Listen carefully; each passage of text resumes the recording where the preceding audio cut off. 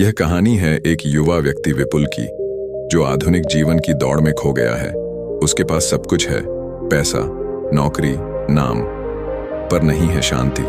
जब एक दिन उसका जीवन बिखरने लगता है, वह निकल पड़ता है एक अनजाने रास्ते पर, जहां उसे मिलता है एक साधु और शुरू होती है उसकी आत्मयात्रा अंधकार से प्रकाश तक की।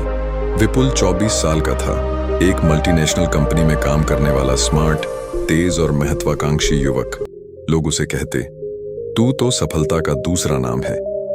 महंगी गाड़ी, शानदार अपार्टमेंट और बैंक अकाउंट में लाखों रुपए, हर वो चीज जो सफलता की निशानी मानी जाती है, उसके पास थी। लेकिन एक रात जब वह अपने आलीशान कमरे में अकेला बैठा था, शराब का गिलास हाथ में लिए, लैपटॉप पर नंबर देखते हुए, उसे पहली बार अंदर से कुछ टूटता हुआ महसूस हुआ।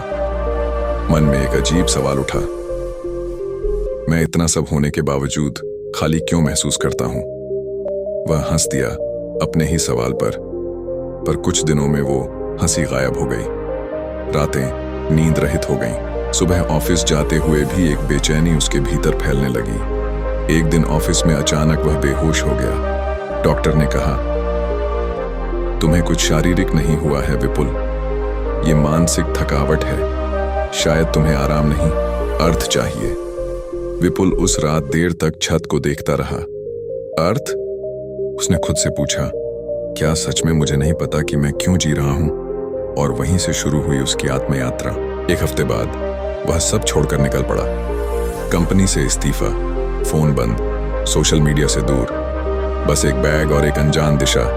वह पहाड़ों की ओर चल पड़ा, जहां न कोई जानता था उसे, न वह किसी को। पहाड़ की तलहटी में उसे एक छोटा आश्रम मिला। वहां बैठे थे एक वृद्ध साधु, शांत, मुस्कुराते, आंखों में प्रकाश। विपुल ने झिझकते हुए पूछा, गुरुदेव, मैं शांति खोजने आया हूं, क्या आप बता सकते हैं कि वह कहां मिलती है? साधु ने बस मुस्कुराकर कहा, जहां तुमने उसे खोया है वहीं। विपुल को कुछ समझ नहीं आया। वह बोला, मैंने उसे खोया कहां? साधु बोले, अपने अंदर। विपुल चुप हो गया। साधु बोले, अगर सच में ढूंढना चाहते हो तो यहां रहो, पर एक शर्त है, काम तुम्हें खुद करना होगा। यहां कोई गुरु तुम्हें शांति नहीं देगा, बस रास्ता दिखाएगा। विपुल ने सिर झुका दिया। यात्रा शुरू हो चुकी थी। आश्रम में कोई आराम नहीं था। सुबह 4 बजे उठना, ध्यान, सफाई, भोजन में सादगी और मौन। शुरुआती दिनों में विपुल के भीतर विद्रोह था। वह सोचता, मैं शहर का व्यक्ति हूं, ये सब मेरे बस का नहीं। लेकिन हर बार जब वह साधु को देखता, उनकी शांत मुस्कान उसे रोक देती। एक दिन ध्यान करते हुए उसे अपने अंदर का अंधकार दिखा। क्रोध, ईर्ष्या, लोभ, असुरक्षा, वो सब जो वह दुनिया से छिपाता था। उसने खुद से पूछा, क्या मैं सच में अच्छा इंसान हूं या बस दिखावा कर रहा हूं? उसे पहली बार खुद पर दया आई, आंसू बहे बिना किसी कारण के, और वहीं से उसका परिवर्तन शुरू हुआ। साधु ने कहा, मन को जीतने वाला ही सच्चा राजा है। विपुल अब समझने लगा था कि जीवन की सबसे बड़ी लड़ाई बाहर नहीं, भीतर होती है। एक दिन आश्रम में एक घायल कुत्ता आया। विपुल ने पहले उसे अनदेखा किया, पर फिर कुछ भीतर से बोला, मदद करो। उसने धीरे धीरे कुत्ते को साफ किया, पट्टी बांधी और उसे खाना खिलाया। वह पहली बार निर्लोभ होकर कुछ कर रहा था। साधु पास आए और बोले, देखा, करुणा ही ज्ञान का पहला कदम है। धीरे धीरे विपुल ने देखना शुरू किया। पक्षियों की उड़ान, सूरज की किरणें, पानी की ध्वनि, सब में कोई अदृश्य लय थी। उसे लगा, शांति बाहर नहीं। 6 महीने बीत गए, मैं ही अंधा था। एक सुबह वह नदी किनारे ध्यान में बैठा था। हवा चल रही थी, पत्ते झूम रहे थे और उसके भीतर एक अजीब शांति थी।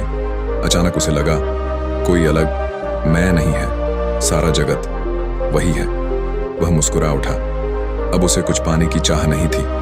जब उसने आश्रम छोड़ने की अनुमति मांगी, साधु बोले, अब तुम जाओ विपुल, पर याद रखो, जो शांति तुम्हें यहां मिली है वह तुम्हारे भीतर है। उसे शहर की भीड़ में भी जिंदा रखना। विपुल शहर लौटा, पर अब वही पुराना व्यक्ति नहीं था। अब वह जी रहा था, बस कमाई नहीं कर रहा था। उसकी आंखों में प्रकाश था, जो पहले कभी नहीं था। जीवन का अर्थ बाहर नहीं, वह भीतर की नीरवता में छिपा है। जब तुम खुद से मिल जाते हो तब तुम्हें पूरी दुनिया से प्रेम हो जाता है। जीवन का अर्थ बाहर नहीं, वह भीतर की नीरवता में छिपा है। जब तुम खुद से मिल जाते हो तब तुम्हें पूरी दुनिया से प्रेम हो जाता है।